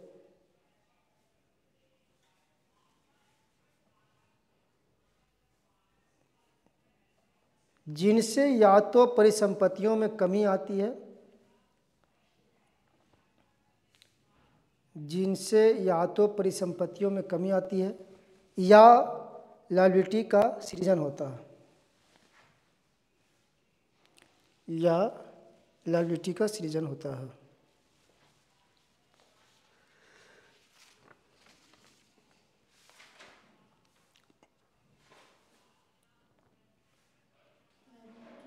सृजन मतलब बढ़ोतरी होता है।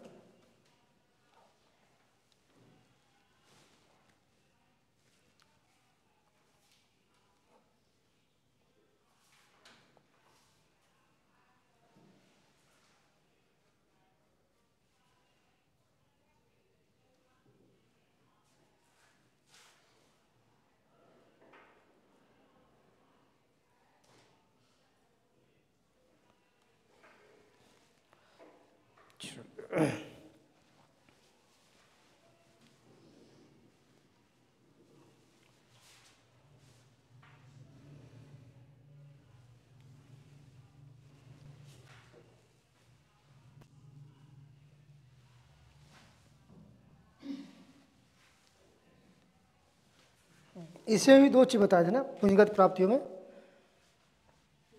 है ना, ऋण और गैर ऋण वाला से। ठीक है, तो जैसे देखिए दोनों का एग्जांपल देते हैं। जैसे मान लीजिए विदेशी सरकार एवं अंतर्राष्ट्रीय संस्थाओं से अगर कोई पैसा लेते हैं, ऋण लेते हैं, तो उससे क्या हो रहा है? लायबिलिटी बढ़ रहा है कि नहीं बढ़ रहा है ना? तो हम कहें या तो लायबिलिटी बढ़ जाए या तो एसेट्स घट जाए, लेकिन दोनों में से कम हो रहा ना। एसेट्स तो घट नहीं रहा, एसेट्स तो बढ़ ही रहा, कहीं ना कहीं से ले रहे हैं तो, लेकिन है ना। तो या तो लायबिलिटी बढ़ जाए या तो एसेट्स घट जाए, लेकिन अगर किसी से लीजिएगा तो उसको तो देना पड़ेगा ना। तो ऐसे भी लिख सकते हैं विदेशी से, है ना, विदेशों से या विदेशी सरकार एवं अंतर्राष्ट्रीय संस्थाओं से प्राप्त किए गए ऋण। ठीक है,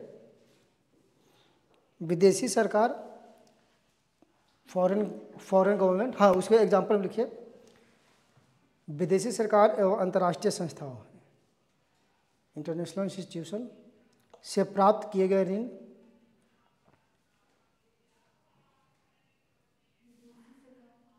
या एवं लिखिए एवं अंतर्राष्ट्रीय संस्थाओं से प्राप्त किए गए ऋण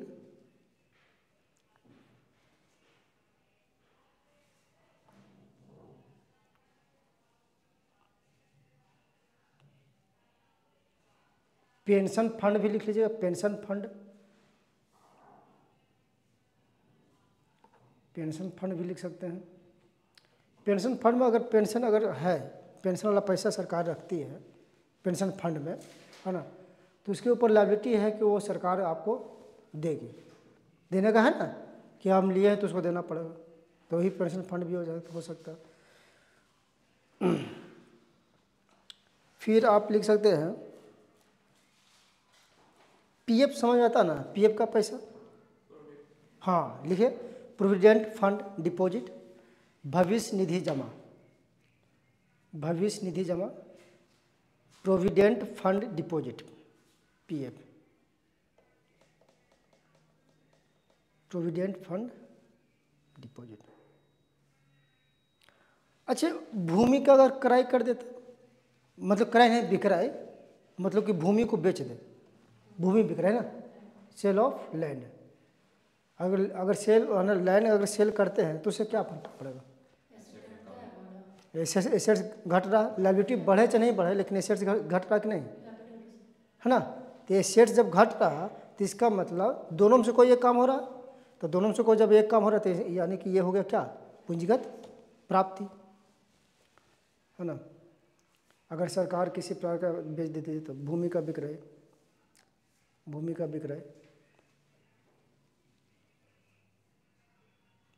ठीक है। चलिए, और हम भूल गए, हम बोले थे कि पढ़ के आने के लिए, है ना। हम कुछ नहीं भूल गए, कहाँ कहाँ से पढ़ के आए कि नहीं आए, कुछ नहीं हम भूल गए थे। और बाकी लोग तो और गायब है, और कुछ गायब है, 2-3 लड़का गायब है, 2-3 लड़का गायब है। चलिए समझ में आया। अब उसी में ये सारी बात था ऋण वाला से संबंधित है, ठीक है ना। और एक गैर ऋण वाला से जो संबंधित है उसको समझ लीजिए। जैसे विनिवेश यानी कि डिसइन्वेस्टमेंट उसको कहते हैं, विनिवेश।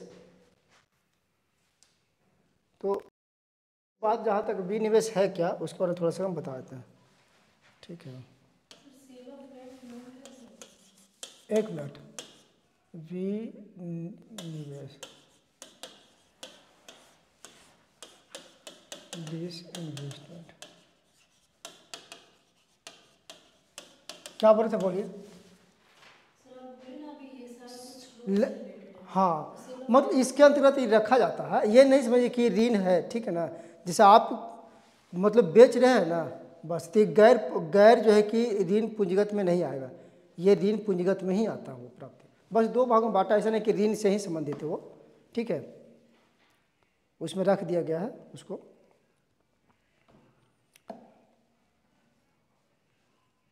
चलिए यहाँ पर देखिए डिसइन्वेस्टमेंट क्या है। डिसइन्वेस्टमेंट की बात करते हैं, ठीक है।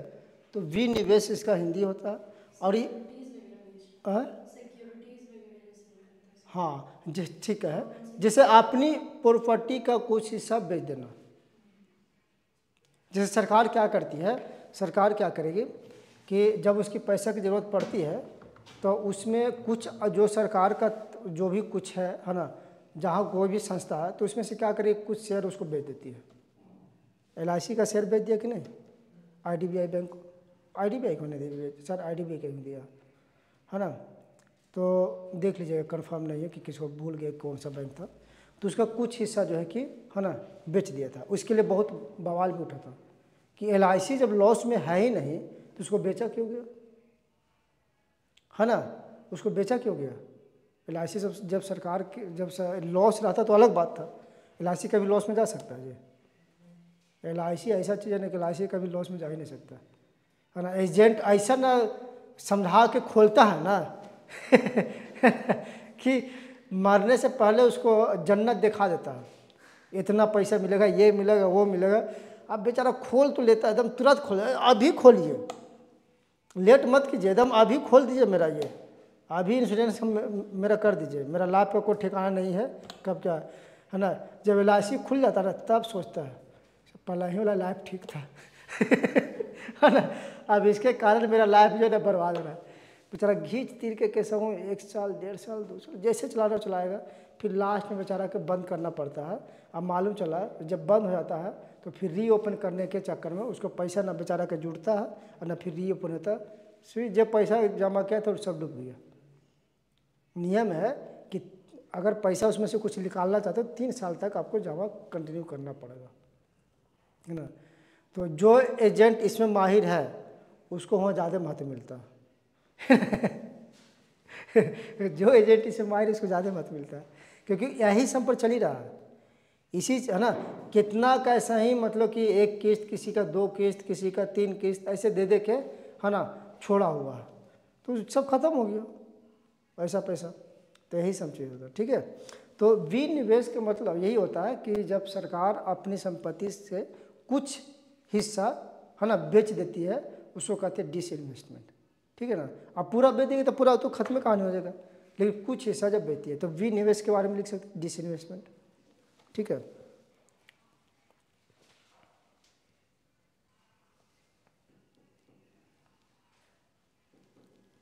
चलिए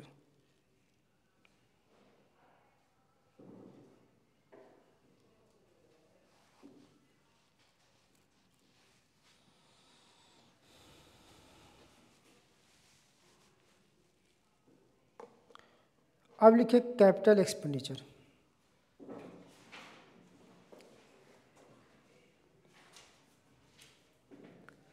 गैर ऋण वाला में कुछ और भी हो सकता है, चलिए ठीक है, कन्फ्यूजन फिर हो जाएगा बहुत ज़्यादा, समय आएगा तो बता देंगे। कैपिटल एक्सपेंडिचर पूंजीगत व्यय, बस उसी तरह से लिख लीजिए। पूंजीगत व्यय में वे व्यय सम्मिलित होते हैं जिनसे या तो परिसंपत्तियों का सृजन होता है, पूंजीगत व्यय में वे व्यय सम्मिलित होते हैं जिनसे या तो परिसंपत्तियों का सृजन होता है या तो लायबिलिटी में कमी आती है।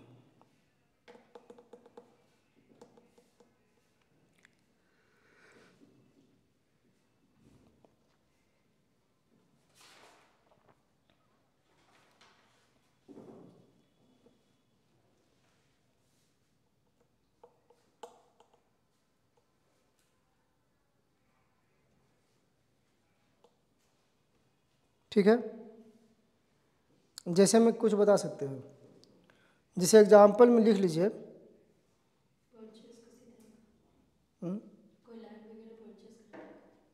हाँ वो भी हो सकता है, भी हो सकता है। हाँ ठीक है, हाँ लिख लीजिए, बहुत बढ़िया। लोन पेमेंट करेगा तब लोन का भुगतान, बहुत बढ़िया। डेवलपिंग इंफ्रास्ट्रक्चर, जो भी इंफ्रास्ट्रक्चर बनाया। इंफ्रास्ट्रक्चर में हाँ, अगर पूंजीगत में आप लिख सकते हैं, पूंजीगत व्यय में, कि उससे एसेट्स लायबिलिटी तो घटता है, क्योंकि अगर कहीं पर रोड बन गया तो उस थोड़ा सा है ना वहाँ पर बनाने की जरूरत, लेकिन इसमें थोड़ा सा ऐसे भी तो बढ़ रहा है ना सर, रोड बनाया तो देखिए ये क्या होता है, देखिए एक्चुअली ये क्या ना, ये सेवा भाव के क्षेत्र में चला जाता है, मतलब कि ये नहीं वो अलग बात है, लेकिन वो बनाता है इसी हिसाब से कि हम जनता को सेवा कर रहे हैं, है ना, रहता है वही चीज़। लिख सकते हैं ना, टोल टैक्स जो आता है तो उसे एक चीज़ और लिख सकते हैं, अगर शेयर में निवेश कर रहा सरकार तो उसको भी लिख सकते हैं। अगर शेयर में निवेश कर रहा तो शेयर में निवेश, शेयर समझती है ना, शेयर में, शेयर पढ़ा चुके हैं बहुत, जब कंपनी जब पढ़ा रहे थे तो शेयर बहुत बढ़िया से पढ़ाया है, नहीं पढ़ाया है, कितना प्रकार का शेयर है, कौन सा शेयर है, क्या है ना, अच्छा छूट गया है, नहीं पढ़े थे, मतलब पढ़ाया है, बहुत बढ़िया से पढ़ाया, ठीक है, इसीलिए पढ़ा दिया कि हम अकाउंट्स के विद्यार्थी थे तो थोड़ा सा पढ़ा दिया। टैक्स भी पढ़ाएंगे, थोड़ा हम अपने तरह से पढ़ाएंगे टैक्स, ठीक है। उसके बाद लिखिए, वही जो भूमि भवन वाला लिखे ना, वो सब लिख लीजिए, है ना, मतलब भूमि हो गया या भवन हो गया या मशीन या कोई उपकरण अगर मतलब कि परचेज करता है तब, है ना, उस पर भी आप लिख सकते हैं। ऐसे लिखिए, भूमि भवन, है ना, मशीन या एवं उपकरणों पर किया गया व्यय, छूट गया, लिखिए ना, भूमि भवन और क्या बोले जी, मशीन उपकरण इत्यादि पर किया गया व्यय। अब यहाँ पर ध्यान दीजिएगा, एक चीज़ थोड़ा सा गौर दीजिएगा, गौर करना ये बात है कि सेना वाला खर्च में एगो डेली वाला खर्च होता है, तो डेली वाला खर्च हम लोग कहाँ कर दिए, रेवेन्यू एक्सपेंडिचर में, लेकिन सेना वाला में कुछ अभी बताए ना कि बढ़िया उपकरण खरीदा जाता है, मशीन वगैरह, है ना, टेक्नोलॉजी खरीदा जाता है, तो वो वैसा खर्च कहाँ जाएगा, इसमें आएगा, है ना, पूंजीगत व्यय में, ठीक है। तो वहाँ पर लिख सकते हैं सेना के लिए खर्च, मतलब हाँ लॉन्ग टर्म के लिए जो सामान खरीदा जाता है वो वैसा व्यय कहाँ जाएगा, पूंजीगत व्यय में, ठीक है। जैसे बढ़िया तोप खरीद लो, चाहे कुछ ऐसा चीज़ टेक्नोलॉजी कुछ खरीद लिया, है ना, तो ये सब सारी चीज़ों कहाँ रखेगा, इसी में रखेगा। तो एक चीज़ ध्यान दीजिएगा, जो सेना पर जो अधिक खर्च जाता है वो रेवेन्यू एक्सपेंडिचर ही होता है। डेली बहुत खर्च है ना, सेना के लिए डेली बहुत खर्च है, मामूली खर्च नहीं एक सेना के लिए। जो सियाचिन में रहता है उसको देखिए कितना खर्च होता है, ऐसे सब सेना के ऊपर बहुत खर्च करता है ना, और सेना पर खर्च नहीं होगा तो उन लोग का जीवन देखते हैं, बाप रे बाप, सांप भी पकड़ के खा जाता है बेचारा।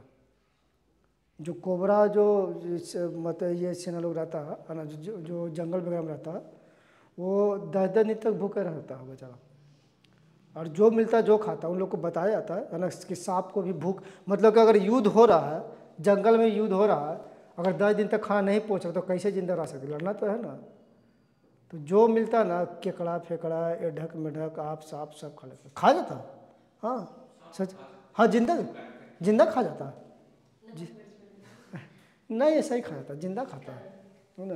तो उसमें आप सांप तो सांप तो देखता तो मतलब उस हमको देख के तो भाग जाता है, जानता हो कि हमको छोड़ेगा नहीं जानता है ना, तो उसमें छोड़ के सब भाग जाता है। बहुत बहुत खतरनाक है, समझे ना।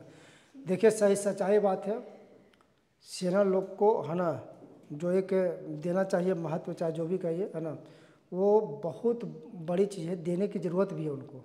अगर उनको अगर नहीं मिला ये सब चीज़, जो भी सुख सुविधाएं बहुत कुछ है, तो बहुत दिक्कत होता है। बहुत दिक्कत क्या, कोई भी हम लोग सुरक्षित रह पाएंगे, नहीं रह पाएंगे। आज उसी के बदौलत हम लोग सुरक्षित भी रहते हैं, ठीक है। तो कहीं भी सेना उना मिल जाए तो उनके साथ आदर व्यवहार तरह है ना कीजिए। और एक चीज़ और, सेना कहीं भी रिटायर हो चाहे कुछ भी हो, उनसे बहस करने की ज़रूरत नहीं है, सुनना। वही गर्मी रहता है ना जो गर्मी पहले था उनके। बूढ़ा भी हो जाएगा ना, है ना, मरने के भी रहेगा तो आवाज़ वही रहेगा, कभी किसी से डरने वाला नहीं है, क्योंकि उसी तरह से है ना ज़िंदगी उनका बीता है ना। हाँ उसी हैबिट बन गया है। जैसे बिहार पुलिस चाहे बिहार दरोगा वगैरह जो होगा है ना, मरते दम तक इसके मुंह से गाली निकलेगा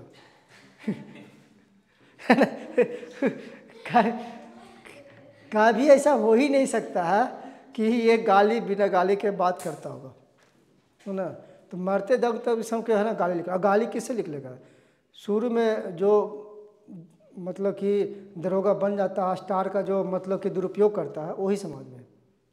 अगर कहा जाए पब्लिक को अगर समझाना हो तो अपने एरिया को थाना बढ़िया से समझा सकता है, लेकिन सब तो घूस लेने के चक्कर में रहता है ना, बिना घूस लिए कोई काम नहीं करता। चलिए ठीक है,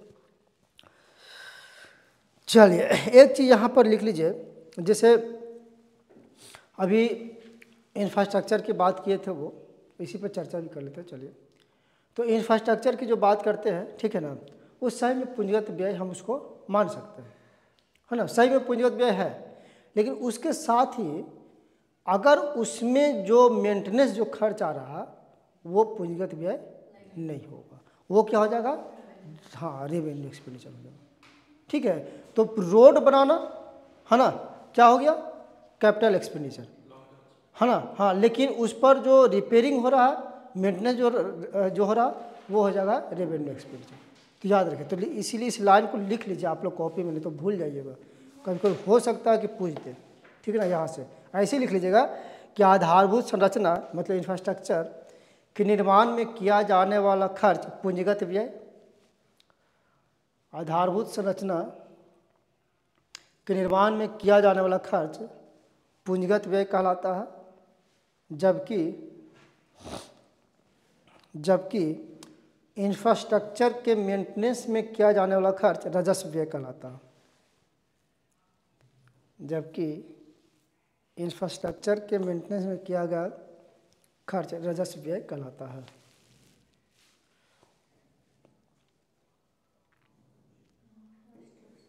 राजस्व व्यय कहलाता है।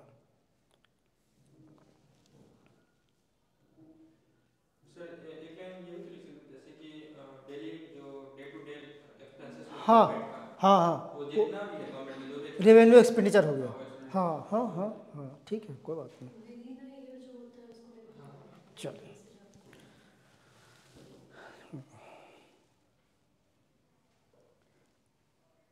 यहाँ पर लिखा थे ना आप लोगों को, ब्याज का भुगतान राजस्व व्यय हो गया, है ना, और लोन का भुगतान पूंजीगत व्यय हो गया, यही लिखा है ना, ठीक है ना। ठीक, इसको ध्यान रखिए ताकि दोनों में अंतर है, ठीक है। ब्याज का भुगतान और इंटरेस्ट का भुगतान दोनों में अंतर होता है। इंटरेस्ट मतलब जो आप मूलधन लिए हैं उस पर इंटरेस्ट दे रहा है, अब ब्याज मतलब जो आप पैसा लिए हैं उसके साथ आप इंटरेस्ट को चुका रहे हैं, तो वो होता है ब्याज का भुगतान, ध्यान रखिएगा। तो ये सारी बातों को हम लोग देख लिए, एक अच्छे तरीक़ा से हम लोग देख लिए है ना। धीरे धीरे पढ़ाने का मकसद ये था कि चाहते तो तेज़ में पढ़ा देते, लेकिन कोई फ़ायदा नहीं। इंटरेस्ट अदर कंट्री से मिलता है, जो इंडिया लॉन देता है, उस भी तो इसमें आ जाएगा।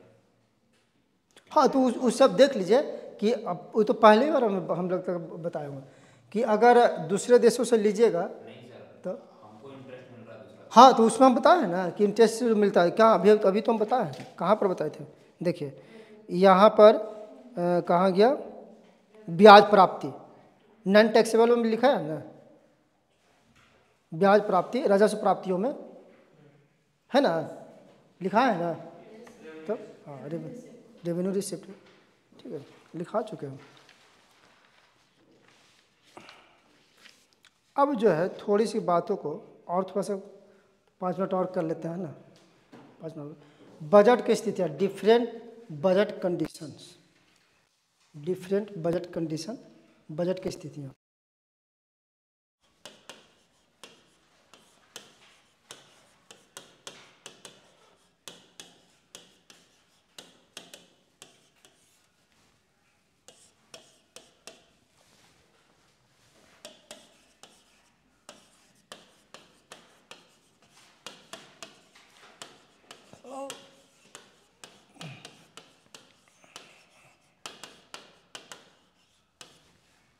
ठीक है,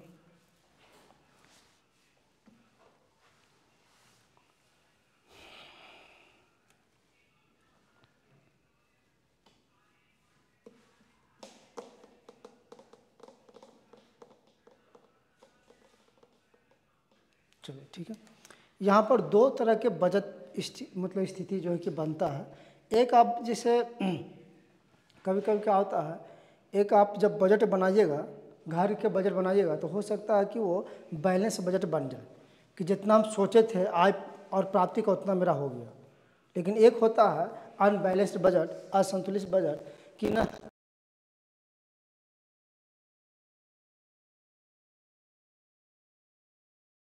बनता है। एक बैलेंस बजट यानी कि संतुलित बजट, एक संतुलित बैलेंस बजट,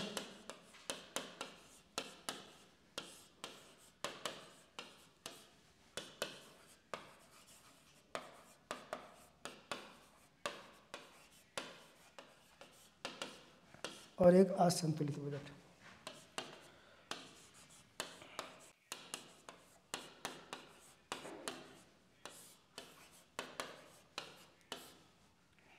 अनबैलेंस बजट,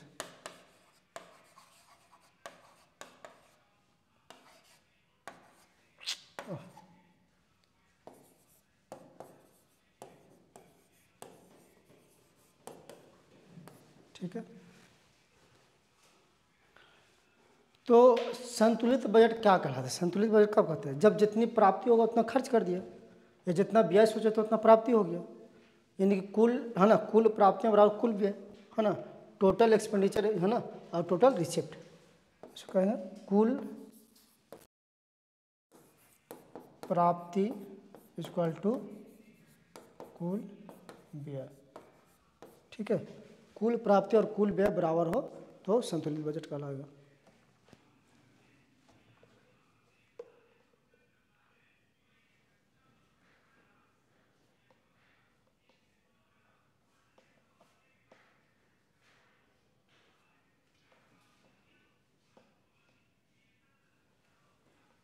ठीक है। असंतुलित बजट में देखिए 2 तरह के हो सकता है असंतुलित बजट। हाँ, एक हो सकता है कि आपकी प्राप्ति ज़्यादा हो जाए, और कभी हो सकता है कि आपकी प्राप्ति कम हो जाए, समझ रहा ना, कभी प्राप्ति ज़्यादा हो जाएगा, खर्च कम हो जाएगा। हो सकता है कभी पापा आपके पैसा दिए, जितना सोचे थे उससे ज़्यादा पैसा मिल गया, लेकिन खर्च हो सकता है उससे कम हो। एक होता है कि नहीं, जितना सोचे थे उससे कम पैसा मिला लेकिन खर्च ज़्यादा हो गया, तो क्या जितना सोचे हो तो मिला नहीं, तो इसको कहेंगे असंतुलित बजट, ठीक है। यहाँ पर लिख देते हैं ना संतुलित बजट का, लेकिन ऐसे बजट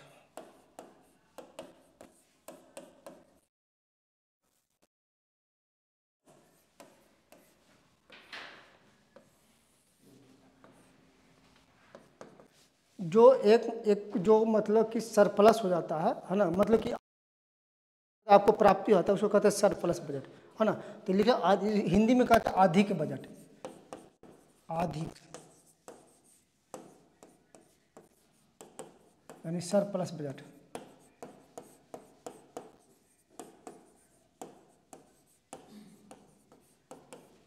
ठीक है, और एक को कहते हैं घाटे का डिफिसिट बजट, है ना।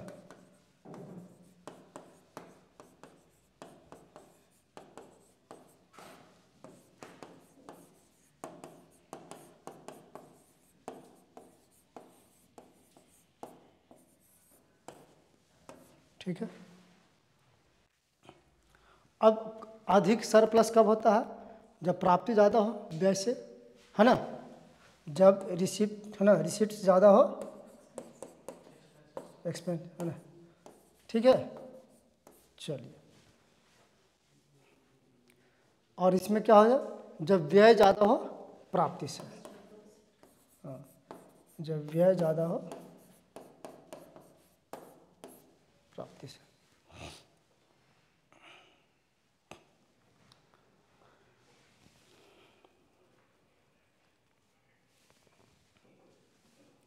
अब यहाँ पर देखिए एक चीज़ हम यूज कर रहे हैं जो पिछले वाला पढ़ाए थे, अब यहाँ पर लाके हम दिमाग लगाते हैं, समझ है ना।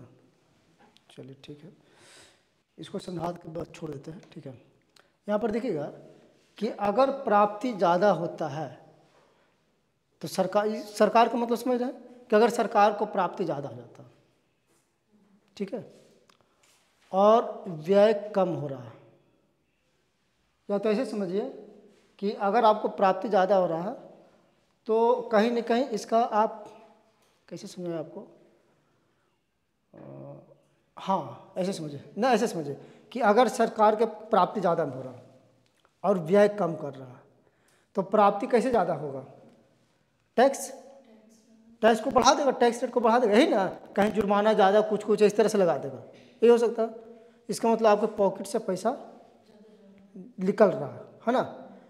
तो इसका मतलब ये हुआ कि आप जो पॉकेट में जो पैसा रखे हुए थे, किसी आप गाड़ी लेके जा रहे थे, ठीक है, मालूम चला कि है ना आपसे जुर्माना वसूल लिया गया, तो कुछ सामान लेने जा रहे थे, आप लीजिएगा वो सामान, डिमांड कम कर दिए।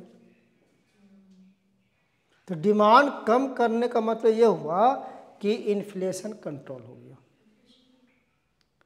तो ये दिखा रहा है अगर सरप्लस बजट हो रहा है तो इसका मतलब ये दिखाया जा रहा है कि इससे हम इन्फ्लेशन कंट्रोल कर सकते हैं, है ना, इन्फ्लेशन कंट्रोल कर सकते हैं।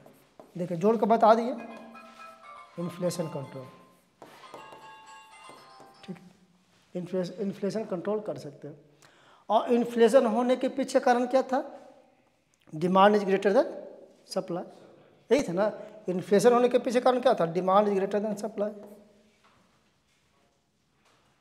ठीक है ना, जोड़ के बता दिए। अगर वहाँ पर देखिए कि अगर व्यय ज़्यादा हो रहा, प्राप्ति कम हो रहा, खर्च ज़्यादा हो रहा, प्राप्ति कम हो रहा, तो अब बताइए अब घाटा में जा रहा है तो एक दिन क्या हो जाएगा? बिजनेस घाटा में जाएगा तो बिजनेस एक दिन बंद हो जाएगा, यही ना होगा। तो मंदी की भी मंदी पहुँचेगा कि नहीं पहुँचेगा? अगर मतलब रिसेशन है ना, तो समझिए कि अगर रिसेशन कंट्रोल करना हो तो सरकार को खर्च ज़्यादा करना पड़ेगा। मंदी आने के पीछे कारण क्या है? डिमांड नहीं हो रहा, फैक्ट्री में गाड़ी बन के रखा हुआ है और लोग डिमांड नहीं करेगा तो फैक्ट्री बंद नहीं हो जाएगा। और डिमांड नहीं करने के पीछे कारण क्या है? पैसा नहीं है। पैसा नहीं पीछे होने के कारण क्या है? लोग कमा नहीं रहा, यही ना, रोज़गार नहीं मिल रहा। और रोज़गार नहीं मिलने के कारण पीछे क्या है? इस देश में वस्तु का उत्पादन या सरकार को जो काम करना चाहिए वो नहीं हो पा रहा। तो सरकार क्या करेगी? सरकार को इसमें होता है कि खर्च कीजिए, खर्च को बढ़ा दीजिए। रोडें बनाना है, रोड बना दीजिए, बड़का बड़का हाईवे बनाइए, आदमी की जरूरत पड़ेगा ना, रोज़गार मिलना शुरू हो जाएगा। बिल्डिंग बनाना शुरू कर दीजिए, ठीक है ना। गांव में लाइट देना शुरू कर दीजिए, लाइट पहुंचाने का काम कर दीजिए, है ना। गांव में नाला बनाने के लिए शुरू कर दीजिए, नहर की खुदवाई शुरू कर दीजिए, तालाब बनाना शुरू करवा दीजिए। ये सब जगह पर खर्च कीजिए, है ना। गाय बोल दीजिए कि सब गाय पालेगा, सबको गाय दे दीजिए। तो ये सारी चीज़ों को, है ना, ये मतलब ये ऐसे ऐसे चीज़ों पर सरकार को खर्च करना पड़ेगा। तो जहाँ पर खर्च ज़्यादा हो रहा और प्राप्ति कम हो रहा तो इसका मतलब कि रिसेशन को कंट्रोल कर सकता है, क्योंकि जब पैसा आ जाएगा तो फिर डिमांड बढ़ाएगा और धीरे धीरे क्या होगा? मंदी से उबरना शुरू हो जाएगा। तो हम कह सकते हैं कि इसके थ्रू रिसेशन कंट्रोल किया जा सकता है ना। मंदी, रिसेशन कंट्रोल। और रिसेशन कंट्रोल, रिसेशन होने के पीछे कारण क्या था? Supply is greater than demand. Supply ज़्यादा हो डिमांड कम, यही ना हो सकता है, ज़्यादा हो डिमांड कम हो, रिसेशन। ठीक है, अब एक चीज़ ध्यान दीजिएगा, ये जो होता है डिफ्लेशन की चर्चा होती है ना, सप्लाई ग्रेटर देन डिमांड। लेकिन अगर डिफ्लेशन लगातार 6 महीना तक बना रहता है तो रिसेशन का नहीं रहता, यही बताया था ना। तो एक्चुअली तो है तो वही चीज़ है ना। क्लियर? चलिए, अब बाकी चीज़ों को कल लिखा देंगे। संतुलित बजट क्या है उसको डिफिनेशन की तरह लिखा देंगे, ठीक है। और संतुलित बजट क्या है, घाटे का बजट क्या है ना, ये सारी चीज़ों को हम लिखवा देंगे। समझ में आ गया बात को?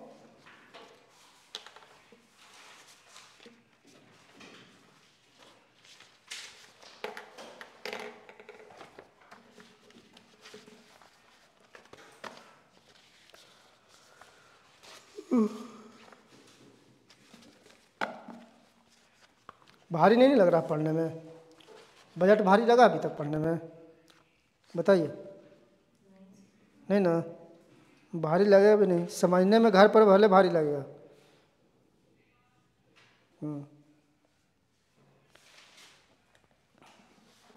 ठीक है, तो हम लोग नेक्स्ट क्लास में मिलते हैं। इस सप्ताह में कंटिन्यू क्लास भी हो गया मेरा ना, इस सप्ताह में कंटिन्यू क्लास हुआ है, इसलिए कि सर नहीं थे तो हमको लगा कि एग्ज़ाम का समय है ना, क्लास को ना बंद रखना ठीक नहीं है। इसलिए कल भी देखिएगा कि क्लास बंद होने के बावजूद भी हम फिर से कहें कि नहीं क्लास शुरू कीजिए, है ना। तो ठीक है, समय देते हैं, कोई बात नहीं। ठीक है, तो हम लोग नेक्स्ट क्लास में मिलते हैं। Thank you.